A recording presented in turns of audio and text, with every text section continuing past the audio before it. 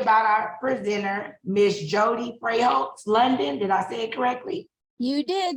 Okay, is the founder and executive director of Wellness in the Woods, Minnesota's largest mental health consumer organization. Jode is an advanced level facilitator for the Wellness Recovery Action Plan, mental health first aid trainer, emotional CPR trainer, suicide prevention trainer, and proficient public speaker across Minnesota. She was chosen as the Rural Health Hero of 2017 by the Rural Health Conference Committee. Please give a round of applause to our presenter.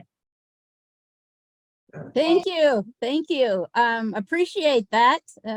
Always appreciate applause. It's a little hard to always read our audience when we're doing via Zoom. Thank you. Appreciate that. I was just sharing with Aaron that I am coming from chilly Minnesota, the very center of Minnesota. So if Minnesota was a person, I would be in the belly button, right there in the very center. And I live only a few miles from where I grew up. When I introduce myself, I let people know that I am a white vanilla rural person, grew up on a farm, lived on a farm for a long time, and rural areas of Minnesota are really where my heart is. So I spent, while I was farming, I also worked in vocational rehab for about 15 years. So people getting jobs, no matter where they are or what their experiences are, is really important to my heart. And I was able to bring that forward into this organization. As Aaron mentioned, we are celebrating our 10th anniversary. We started 10 years ago, almost exactly, with just me and a dream and a hope, because the previous consumer organization was failing. I was actually part of 7 nonprofits that failed, who lost their mission, either because of theft or fraud, or and part of that really led to my mental health lived experience. I did like a sting operation for a year, and at the end of that, it was not pretty. There was a lot of drama and trauma going on, but my higher power had a better plan for me. And so we started Wellness in the Woods, and that name actually came in a dream to me. And I was trying to figure out what I wanted to do, but if you're not familiar with Minnesota, we are known for our tourists, our lakes, our woods, and I love it here. I'm going to be 65 this summer. I don't plan on retiring for a while because I love my work and I love my team. My husband and I, this is my second marriage, and between the two of us, we have 8 children and 39 grandchildren. So I've already started shopping for Christmas next year. But family is really important to me. And as Aaron mentioned, the Wellness Recovery Action Plan is a place where my heart really and truly is. We utilize that as the basis for our organization. I have several WRAP plans for myself, which we'll talk about a little bit more. One for my mental health. My husband and I have one for our relationship. I have one around my work, and now my husband has some physical challenges, and so we've had to change that a little bit. But that all allows me to continue to do what I'm doing, and of course, COVID came along, which also allows me to stay home and work on Zoom, just like this. So I'm going to pull up my PowerPoint here. I like color a lot. As a matter of fact, Aaron had mentioned that I won the Rural Health Hero Award in 2017, and people who knew me said, I sure hope she wears one of those colorful hippie outfits when she comes to our conference. And I didn't think about it being a hippie outfit, but I do like color. It's one of my wellness tools, as a matter of fact. And so today I'm going to talk about how we created and how we sustain a virtual team, because Wellness in the Woods does not even have an office space. It would be actually ridiculous for us to have an office space, mostly because we are located all across Minnesota. And we wouldn't have anything to put in an office to start with. I have an upstairs bedroom that has some of our training materials in, but because we are virtual and a lot of our work is virtual, there would be very little use for, so our office is right here on Zoom. Okay, let me see if I can get this to move forward.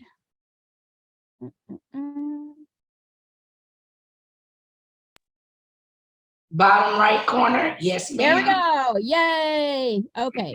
So I want to share with you about the diversity of our team members and how when they come to us, and keep in mind that when I first started Wellness in the Woods, it was just me. So that happens a lot because not very many people can go ahead and do just go out and find their dream and share what they want to do with their life and not get paid.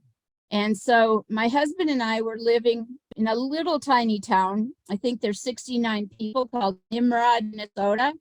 And we could live pretty sparsely. We had a big garden, and he was so amazingly supportive. My husband, Tom, has really been just there for me the whole way. When we started doing this, he has certainly been a huge piece of why this has been successful and why I've been able to maintain a level of energy to do this. So when we started, we had one very small grant for $12,000, and that carried us through about a year and a half. And then we were able to start a small peer support connection warm line. We called it PSC, and we started with one county, and then we started with 2 counties, and eventually it went to 6 counties. And then we were able to utilize that experience, get our statewide grant. And we have had that. We are going into our 7th year now of providing those services. We offer, I think last March, we had over 2,200 calls from across the state of Minnesota. We have diverse staff members. 30% of our Warm Line Connection Warm Line members, staff, are from diverse communities, including African American and New American, Native American, LGBTQ.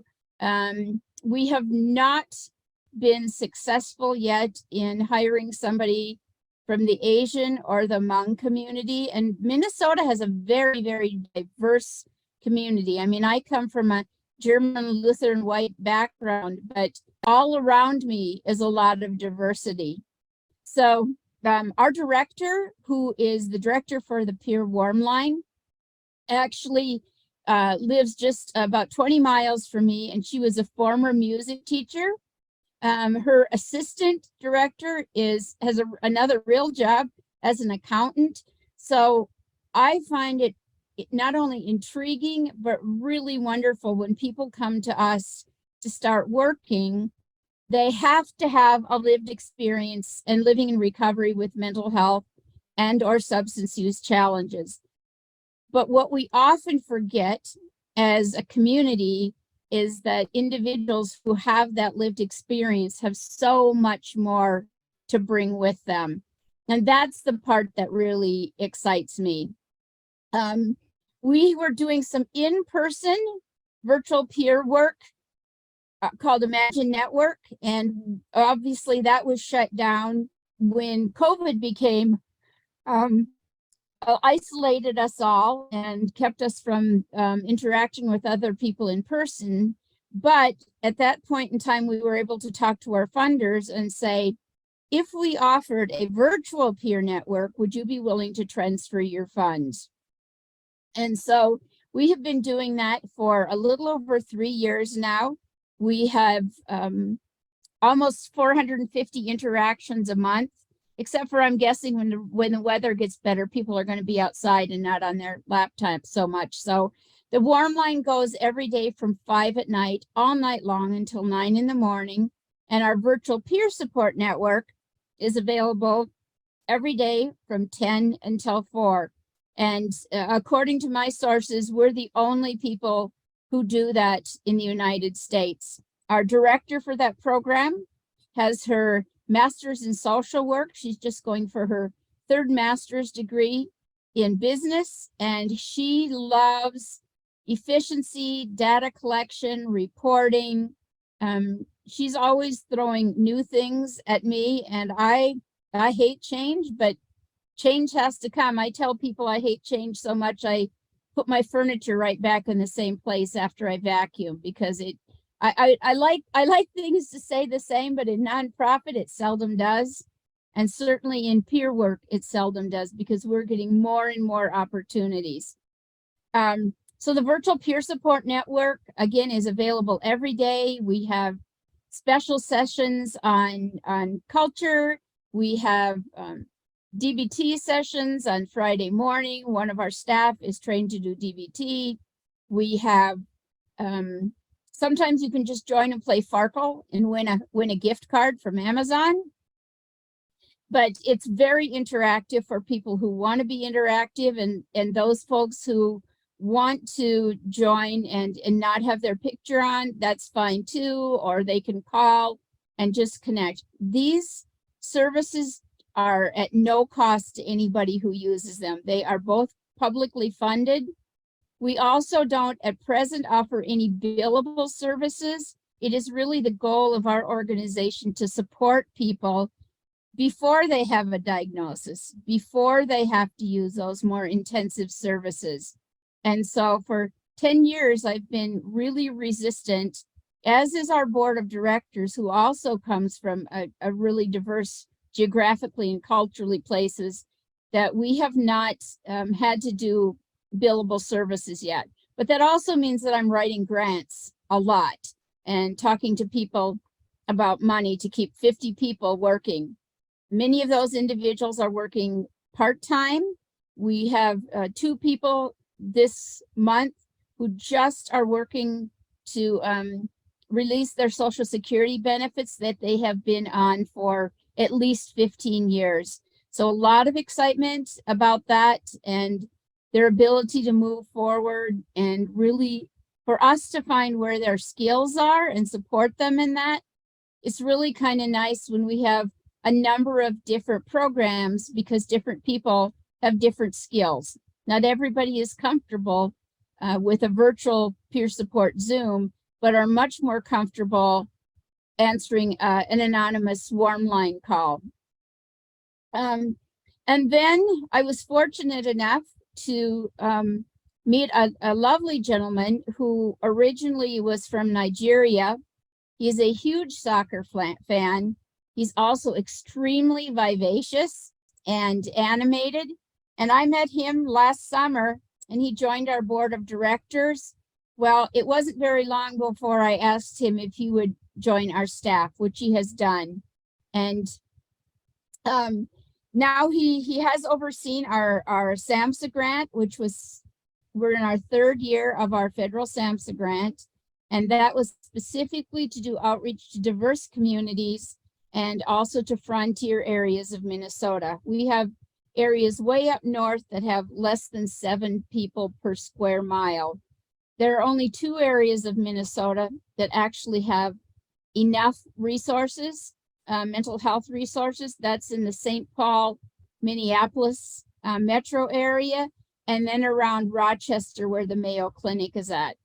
And those places that are in frontier areas, we are really finding that if we can just get enough people working to let folks know that that we're out there and that it doesn't cost them anything, that they then have that support almost 24 hours a day. So Victor came to me, and when he started working with us, the first month he had to take off because he was driving sugar beet trucks. And he came from a background of managing Red Lobster. He loves soccer. He also moved into being our legislative liaison this year. And Victor is about 6'2", soccer player. He's a force to be reckoned with. He's really a social butterfly. If you can imagine a 6'2" Nigerian soccer player, loves to be with people, and he has met as many people as he possibly could in the legislature. And this year, for the first time, we have a bill in the omnibus bill in both the House and Senate for some dollars from general operating dollars. So what excites me about that is truly the piece that peers are being recognized for the work that we're doing, as well as filling in some of those workforce gaps that we are seeing all across the nation, for that matter. So we are big fans of peer work and what we can do to fill some of those gaps. And then about 2 years ago, our board decided that rather than being only a mental health organization, that we should really expand our mission to include supporting people with dual diagnosis. So we expanded that to be a mental health and substance use support in hopes of really breaking down those silos, because we know that co-occurring challenges happen very often, and that we can support people as people and not their diagnosis or not their history. We've been fortunate thus far that many of our staff have also have a history of incarceration, and because the work that we're doing is virtual for the most part, our funders, the Minnesota Department of Human Services, have not required background checks from us. We obviously do a lot of vetting of that, but has really given us the opportunity to give folks some jobs that they may have had more difficulty as peer specialists, and that makes my heart happy. As we moved into that support for recovery communities, we were given a grant that just started in December to be a recovery community organization. Our director for that program used to be a high school teacher, a coach. Thank goodness he also has his master's in curriculum development, because we just got a new grant with the state of Minnesota, and they want us to do some curriculum development for peers and peer recovery specialists that would include some cultural information. There's virtually nothing in the present trainings around culturally and linguistically appropriate services. So we are pretty excited about that, and we'll be looking for partners. We have some really good partnerships with many of the diverse communities, and so we're going to be building on that extensively over the next 3 years. So we have, when we look at the 50 people who are working with us, if you look at a map of Minnesota, you'll notice that from top to bottom is over 400 miles. And so we believe that it's very, very important that our team is culturally and geographically placed. Really, really important about that. So we have new Americans who live in St. Paul.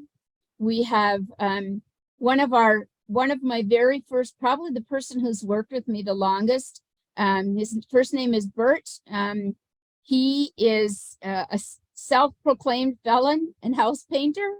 He's been in many, many prisons everywhere from San Quentin to Stillwater, Minnesota, and is now doing peer support and doing the Wellness Recovery Action Plan, both with the Minnesota Department of Corrections. This week, they've been in level 4 corrections doing the Wellness Recovery Action Plan.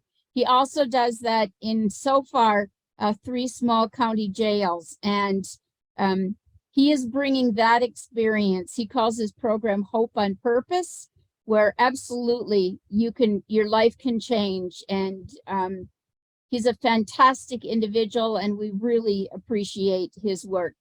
We have a staff person in Wilmer, which is the west central part of Minnesota. She has 4 special needs children, and so she's able to do work like answer the warm line from 9 to 1 at night after the kids are in bed. I'm the white vanilla girl who has a farming background. So when it comes to the social pieces, it's been a really interesting perspective for me to learn about all of the people who live in Minnesota. As I mentioned, we have the woman who has her master's and does VPSN is from Stewartville, which is way down by Rochester, so in the southeastern corner of Minnesota. We have a gentleman who works on the warm line from the metro area who has his PhD in English literature. We have a certified peer recovery specialist, and she is also a certified mental health specialist down in the Mankato area, so way in the South Minnesota.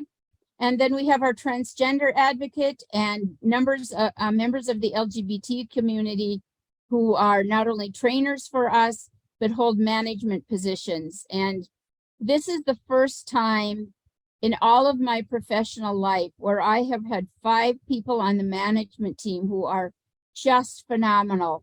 We found that one of our staff had a background in accounting, and that is not my specialty. So she's like, well, I can do QuickBooks for you if you just want to do a ledger. And I was more than happy to let her do that. So I feel confident that that our finances are in a really good place. So when we look at the recovery concepts from the Wellness Recovery Action Plan, as I mentioned, I have my own personal RAP plan, but we also use this as the foundation for our organization. So our board members have the opportunity to create their own RAP plans. Most of them have. Any of the staff that we hire, they're given paid time to join any of our virtual Wellness Recovery Action Plan trainings. And then we can use that to support them in their growth and what they want to do and what that looks like for them. So those, if you're not familiar with RAP, the key recovery concepts are hope, personal responsibility, education, self-advocacy, and support. And I've had a RAP probably since about 2005, and have been fortunate also to hold a number of RAP Seminar 1 trainings, RAP Seminar 2 trainings, and then next fall I'll be going probably back to Philadelphia again to refresh my advanced level training. So when we think about hope within our organization, and I just want to say that we have a 95% retention rate. So the folks who come back to me and say things like, isn't it hard to support a team that all has mental health or substance use challenges? It's not. It's not any different than supporting any other team.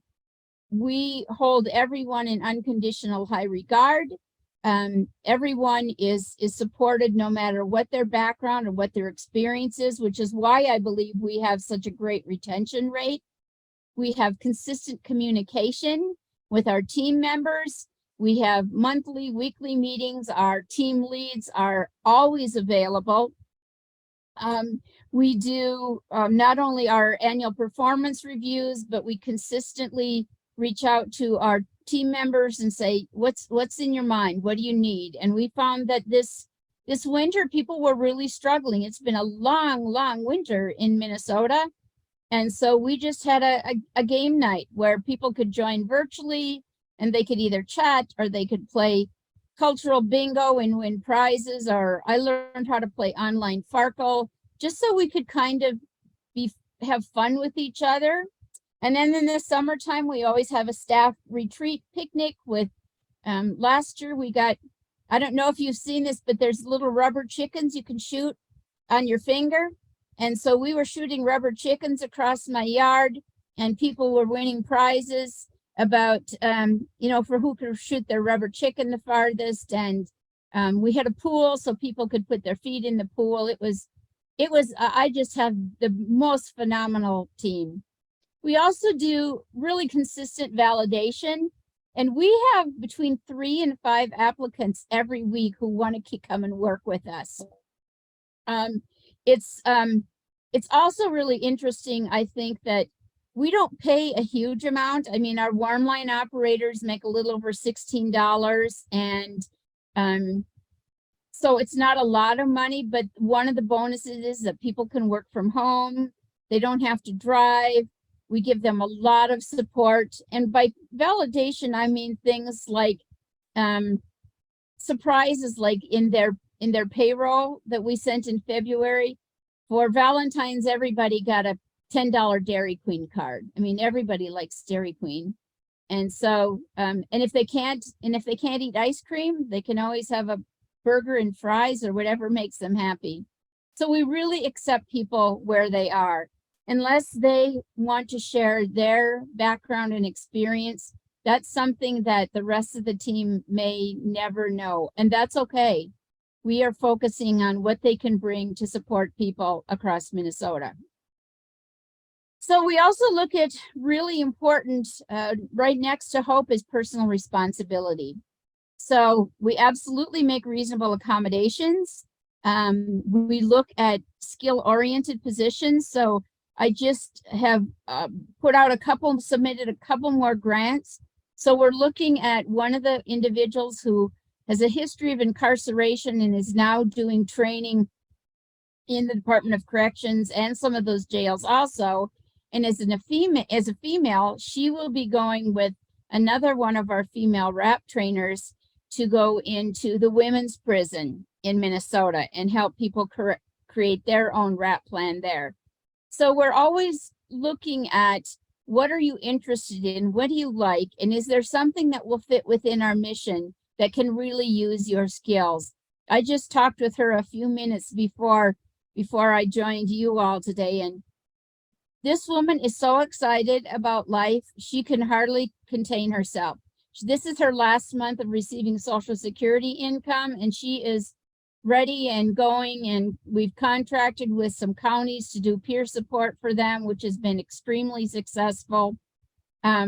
We also have expectations. We've had some folks who, have come back and said, well, I have a mental health diagnosis, so I'm just not sure that I can get these forms completed that you need.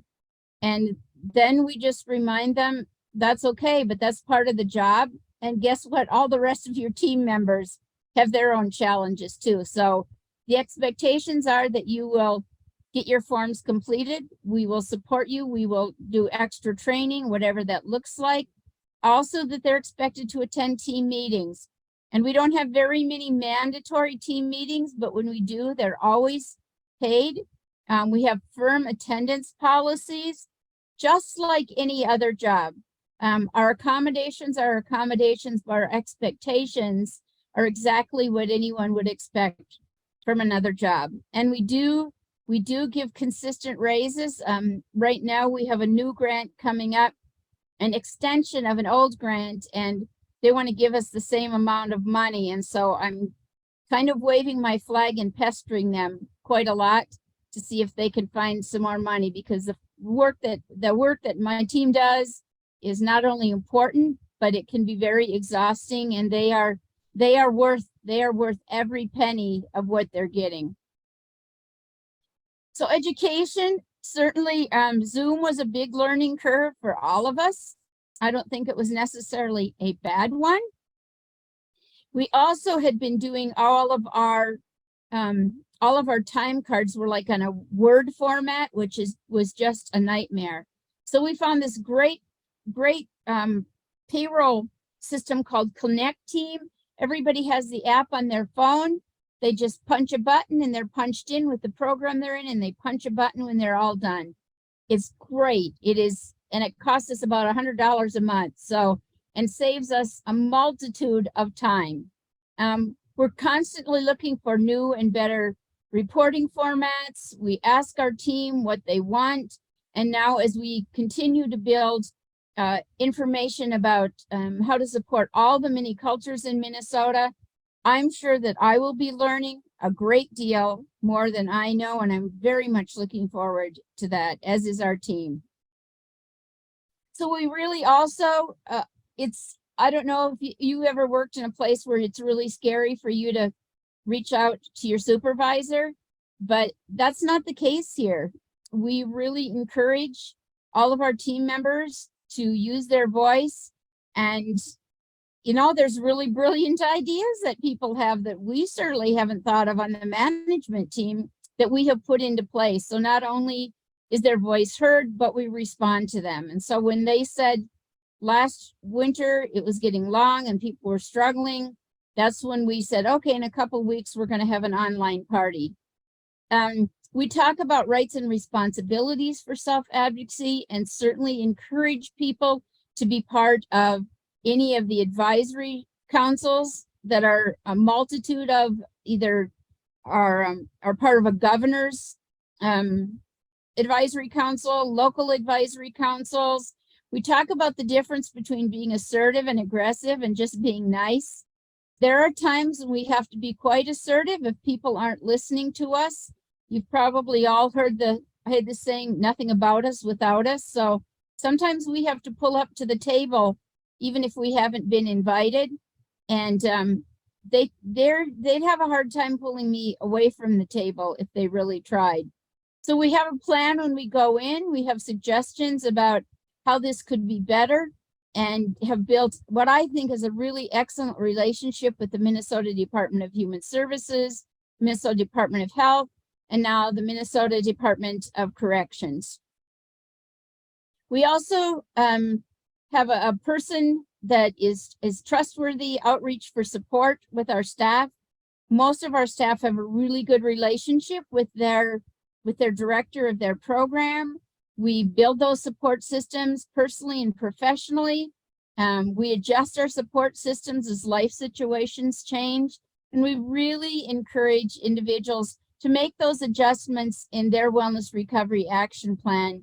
And I do not micromanage anybody. I figure if we have folks who are doing this job and supporting people, that I have to trust them. And that was really hard for me at first, because I came from all of those places that trust wasn't worthy. And one of those organizations I worked for, when they were closed down, we found there was 3 years that they took dollars out of our paycheck to pay into Social Security and kept them. So I've had to work on that trust factor. So some of the values of Wellness in the Woods, and also in our household, certainly respect for each other. That doesn't mean we always agree with each other, but it does mean that we are open to listening, to learning, to understanding. Also, the integrity in actions are really important. As a matter of fact, we just had a contract negotiation with Department of Human Services the other day, and this really touched my heart, because she said, the grant that you submitted, you didn't rank all that high, honestly. And the evaluation team was kind of like, we don't know. But she came back in and said, but look at the integrity and the work that this group is doing. Let's give them the money. So that made my heart really happy. You know, maybe my grant writing wasn't the best, but the work that we do is so important. Our staff has to be responsible. If they don't get their expense sheets in, they don't get an expense check till the next month. We're extremely transparent. So anybody who wants to see our books, who wants to join our board meetings, absolutely, we encourage them to do that. And we had such a wonderful strategic planning meeting the 1st of December.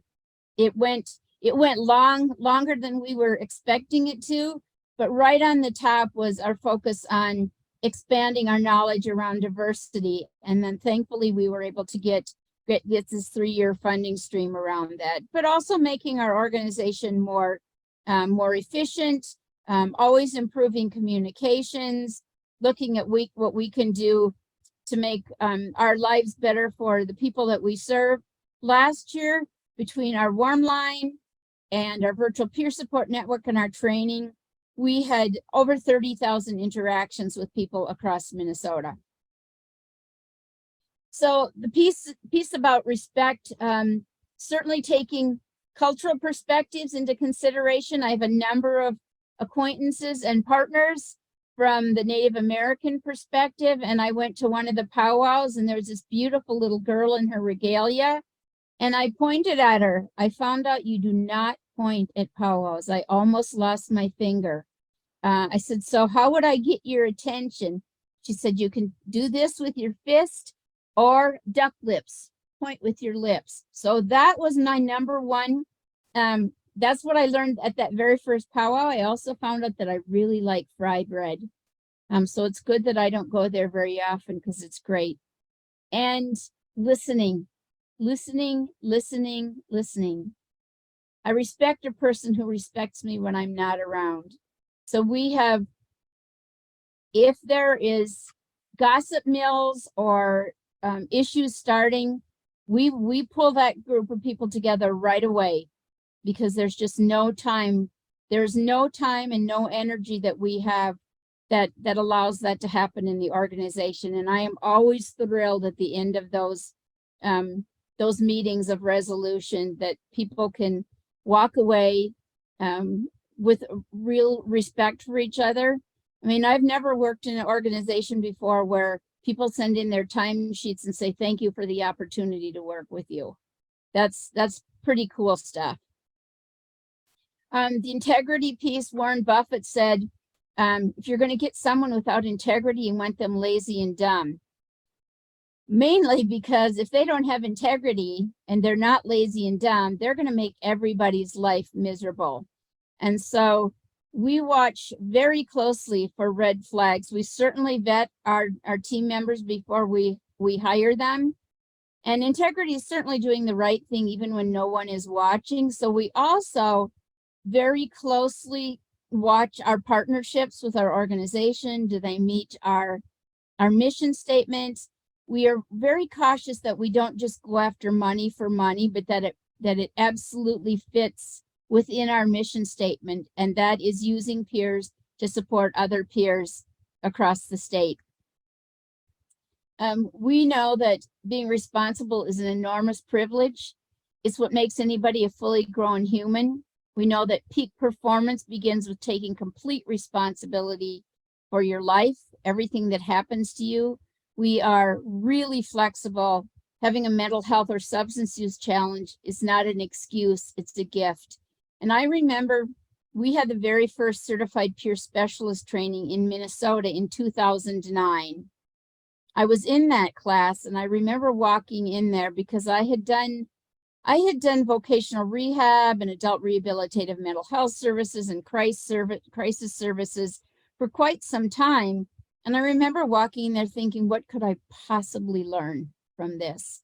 What I learned was that that group of 20 people had all of these experiences in their life that were so important as supporting other people. It's just, every day is a gift and a blessing for me to be able to do this. And so we have had discussions around, if this is a challenge, yes, but all of your teammates have the same t-shirt that you do. So we've done classes where I actually got to do the training for peer specialists for a while, and they had a theme on the front of their shirt that said, we are them. And so the them piece became a place to celebrate rather than to be ashamed of. Transparency, those past experiences of fraud and secrecy really that led to failure. So the audits that we do, the budgets that we share with the team members, I let our management team know what's going on. We do intense research on potential partners. Fool me once, shame on you. Fool me twice, shame on me, kind of thing. So when I've had conversations with people about how do you know who's a good partner? How do you know who's a good person to be in your life as a support? And I've used the shower analogy for a long time. So think about when you take a shower. If you're like me, you're going to turn the water on and test the temperature. You're not going to jump in there right away, right? Same thing with relationships. Test that water. And now we have a new relationship that we're looking at. And within that relationship, they are asking us to do an NDA, a non-disclosure agreement. And I think that's a phenomenal idea. I don't have a problem doing that at all. But he also said there's other people that they have discussed this with and asked for the NDA, and they're like, absolutely, we're not going to sign that. And so that would be a trigger. That would be a red flag for me. So we do a lot of research. We start those partnerships very minimally, and if that works out, we let it grow. But we have so much to offer and so little to lose that most of our dollars are actually spent on staffing. Very little for marketing, unfortunately, but most of our money goes to programming, which also leads me as the executive director to do a rap training in the next couple of weeks to help get our gala together for our 10th anniversary. But I would feel left out, and I would feel guilty if I wasn't on the floor with the rest of my team, whatever that looks like. That is really, really important to me. I've worked with executive directors and they don't even know who their staff are. It's important to me that we know who we are, and that it makes a difference in us being able to come together as a team. No one is higher than anyone else, who, whether they're answering the phone lines 10 hours a month or whether they're director of a program, everybody is treated with that same unconditional high regard. So what are some of the tips for having virtual teams? Avoid information hoarding. Certainly we want to look at that space where we're not sharing more than we need to, because then there's more questions. But I will tell you what, that our legislative liaison has been wonderful using the Connect team for our payroll. Also has given us a really great connection so that it's like a group text. So he's been giving us updates on where the bills with our funding are. And he's very excited about it. So he'll put little emojis with like blowing horns, and we got through that bill and we got through the hearing. And if you want to join the hearing, here's the media that you can do that. So people really know what's going on within our organization, as well as some of the things that are being planned, and that's when they can give us ideas. So the folks who are working with the Department of Corrections now are really excited about some potential expansion that we can do with the Department of Corrections, and we're waiting for a SAMHSA grant on that later this summer. So we share those things that we need to. We also believe that being an information hub is a key leadership skill for all of our virtual team managers. So they're pretty much available during the time that their programs are on. Not saying that they don't need to take time to regroup, because we all need to do that and refresh. As a matter of fact, we had a lunch and learn today that yeah, there you go, Betty. I like it. That's exactly what we're saying here. There's nothing that we aren't willing to do that we ask any of our staff to do. As a matter of fact, when the first trainings at the Department of Corrections, we did at a at a level 5 prison, and I have not been incarcerated, but that was a real learning experience for me. You know, we had to go through all of the orientation. This is what you can do, this is what you can't do. But I felt that I really needed to be in there to better understand our work. So we employ a shared file service. We use a couple of things. We use Dropbox. We also use Google Docs that are shared. So our staff can then utilize any of those documents if they're doing outreach or training or PowerPoints. They can use that. They can just access anytime or make some changes or additions to. We overhauled our whole website so that it was much easier to use, and added resources from across the state. Now with this new grant, we'll be able to add a whole new tab that's specifically on diverse cultural resources across Minnesota. And we're really excited about that. I'm excited about what I can learn. It's also really critical that the virtual team members understand where they can go to get that information quickly. So our information guru, Monica, will put things on our Connect team that goes to everyone saying, if you have noticed on our shared Google Doc, there's now this little nugget that helps you to put your expense sheet in there. There's a template. It even adds up the numbers for you. So people will have that in front of them and know where to get that. And then when we moved over from a Word document to Connect Team, we did numerous trainings because we have people who are working almost 24 hours a day. So we offered it morning, we offered it evening, we had offered it weekends, and we did some trainings on adverse childhood experiences, the same kind of thing. And our team really knows that we want to openly exchange and share that information with them. And I will tell you that our team directors are just phenomenal. One of the things that comes back in our all staff surveys is how our staff feel supported by their directors. So communication technologies, obviously, that has changed dramatically since COVID, and making it easier for those virtual teams to communicate, whether it's WhatsApp or Zoom or screen sharing, video conferencing. We're looking at, we've actually taped some of our conferences and used those for ongoing training. When new people come in on VPSN, there's like some basic things so they get to meet all of our directors. We found a wonderful gentleman who does, I just lost my, there we go. Who does videography for us for like $65 an hour. And so we have utilized him a great deal, and we'll continue to do that so that our team can go back. When there's a warm line call, team call, that is always recorded for those individuals who are working at that time on the warm line, so they can go back and access that, and then that's paid time. They can put that on their time card.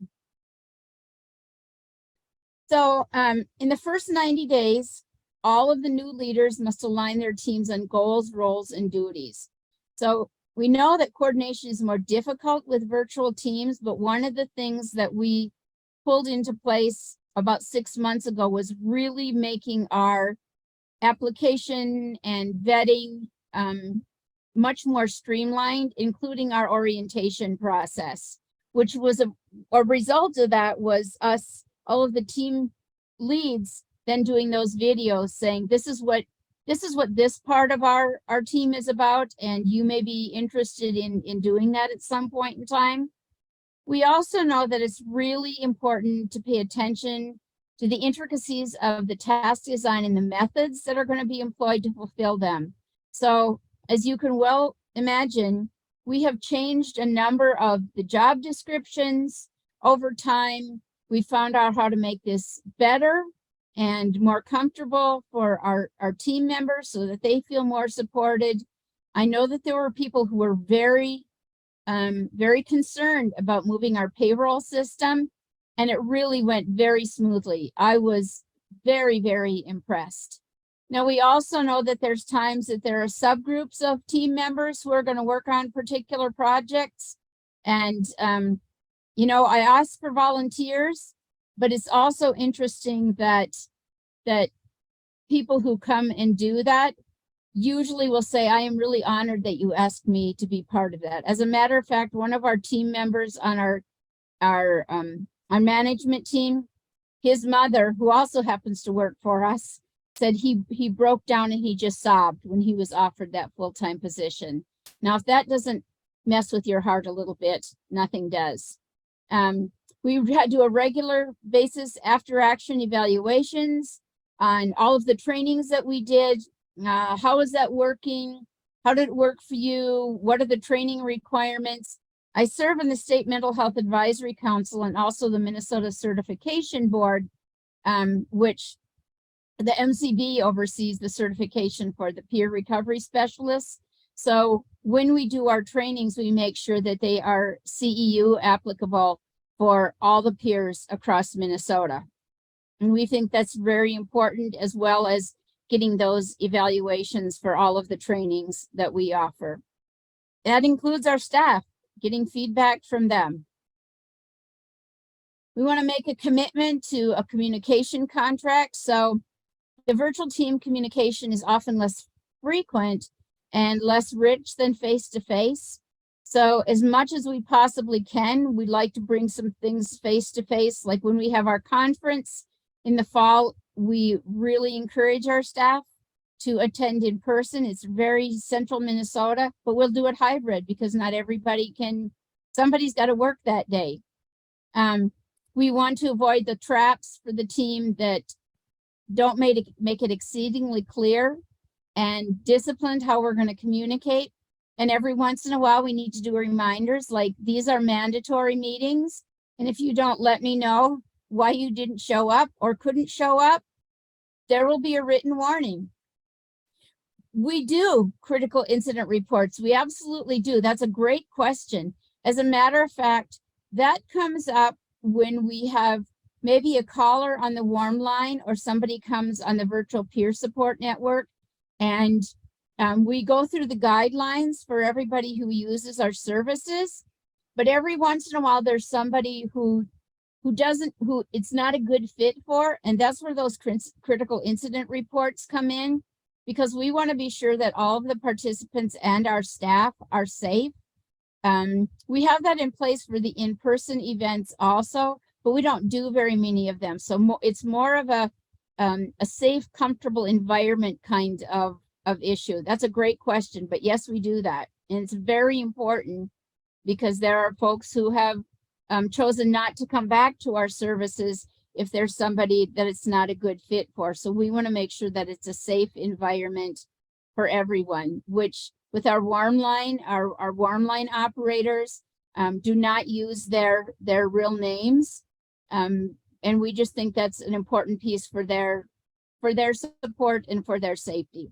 We've not had very many incidences of individuals who have been telling us that they're going to blow up our house. I think only one, and he didn't because he got blocked. But those are important things for us to know. So, and debriefings, absolutely we do. You betcha. It can be with several team members, but certainly with the director. And then what are we going to do going forward with that? So those situations are brought up at those team meetings, as well as with the person who was directly involved. So we also have developed, and we don't have this down yet, but for people who work in an office, you might notice there's oftentimes water cooler conversations, and they're not always positive. So we're really working on building somewhat of a virtual water cooler, which means that we are going to be able to look at those intense signs of issues, those early warning signs is what we call it in RAP, that things aren't going so well, so that it doesn't get worse and worse. So one simple method that we try to use to do that is we start each meeting with a check-in. Thank you.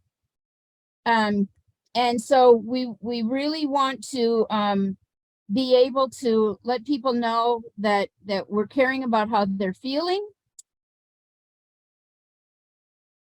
So this is the impact we have. This is almost my last slide of a wellness environment. First, there's an overwhelming feeling of kindness and compassion. We have fewer mental health and substance use challenges triggered by stress and trauma. We have great staff retention. There's great passion about our mission. We have a happier, hopeful, productive community members, satisfied consumers. Our warm line testimonials, we have our satisfaction surveys bring us at about, I'm thinking they're usually around 94 to 97%. So yes, I'm open to questions, answers, ideas.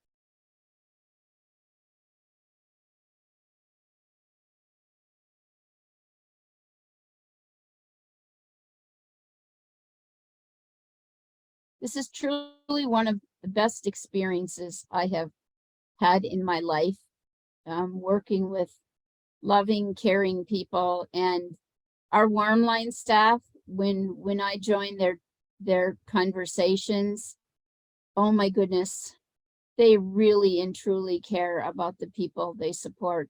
And some of our staff have been doing that for 6 years, and some of our callers have been calling for 6 years, and that's okay. We tell people you can call the warm line if your dog is sick or you burnt your brownies or it snowed one too many times. We're there to listen.